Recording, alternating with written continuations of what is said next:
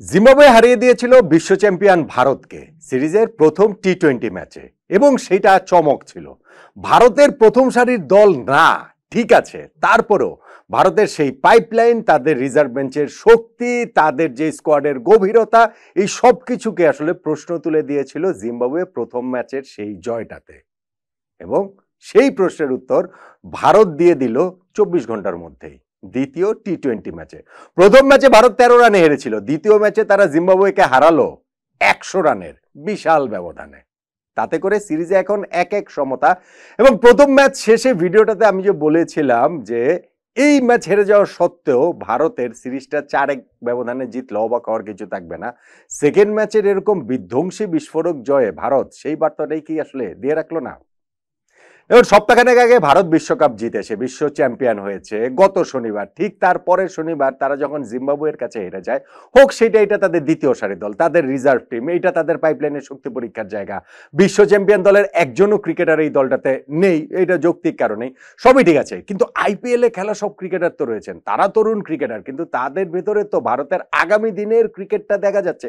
Specially যখন আপনার রোহিত শর্মা, বিরাট কোহলি, রবীন্দ্র জাদেজারা অবসর নিয়েছেন।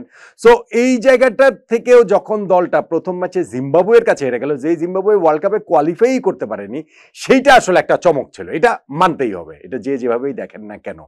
এবং ভারত যে দ্বিতীয় ম্যাচে আবার ঘুরে দাঁড়ালো, সেটা আবার মোটেও চমক নয়।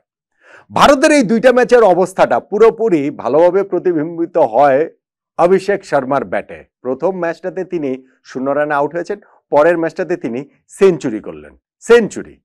এবং সেই সেঞ্চুরিটাও কি দুর্দান্ত। এইবারের আইপিএলটা তো অভিষেক শর্মা দুর্দান্ত কেটেছে তার সানরাইজার্স হায়দ্রাবাদের হয়ে। সেই ফর্মটা ন্যাশনাল টিমে কতটা নিয়ে আসতে পারবেন, ওইটা হচ্ছে একটা প্রশ্নের জায়গা ছিল। ইনফ্যাক্ট টি-20 ওয়ার্ল্ড কাপ স্কোয়াডে তার জায়গা পাওয়াটা উচিত ছিল, এইরকমও আলোচনা হচ্ছিল। সেই স্কোয়াডে জায়গা পাননি। এখানে প্রথম ম্যাচটাতে যখন তিনি 0 করলেন, সেকেন্ড ম্যাচে আবার তিনি 46 বলে 100 করে দিলেন। ভারতের টি-20 হিস্ট্রিতে তৃতীয় দ্রুততম সেঞ্চুরি করলেন অভিষেক শর্মা।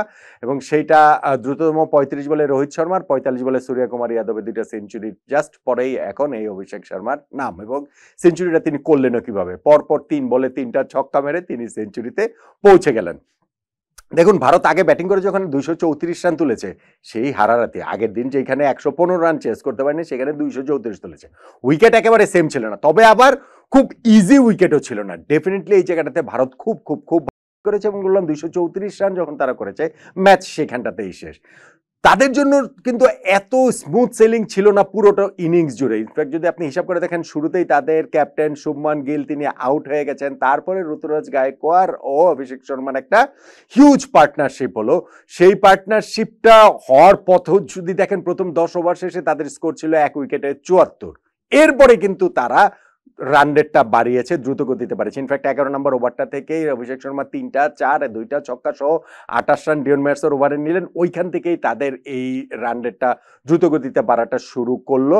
এবং তিনি ওই পরপর 3 ছক্কায় যখন সেঞ্চুরিতে পৌঁছে গেলেন, সেঞ্চুরিতে পৌঁছার পরের বলটাতে অবশ্যই তিনি আউট হয়ে গেছেন।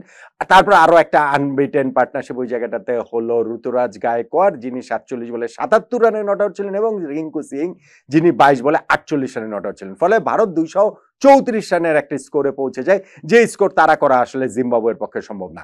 দেন এগেন, সম্ভব না হলেও জিম্বাবুয়ের কিন্তু মেন্টালিটিটা ওই রকম ছিল। এবং আমার এটা দেখতে দেখতে আসলে বাংলাদেশের টি-20 ওয়ার্ল্ড কাপের কথা মনে পড়ছিল, যে বাংলাদেশ সেই ওয়ার্ল্ড কাপে ধরেন অস্ট্রেলিয়ার বিপক্ষে, ধরেন ইন্ডিয়ার বিপক্ষে কি সেফ ক্রিকেটটা খেলেছে। আর জিম্বাবুয়ে সেটা জানে যে 234 তাদের সাধ্যের বাইরে, কিন্তু তারা হাল ছেড়ে দেয়নি কখনোই না, তারা সেই চেষ্টাটা করে গেছে।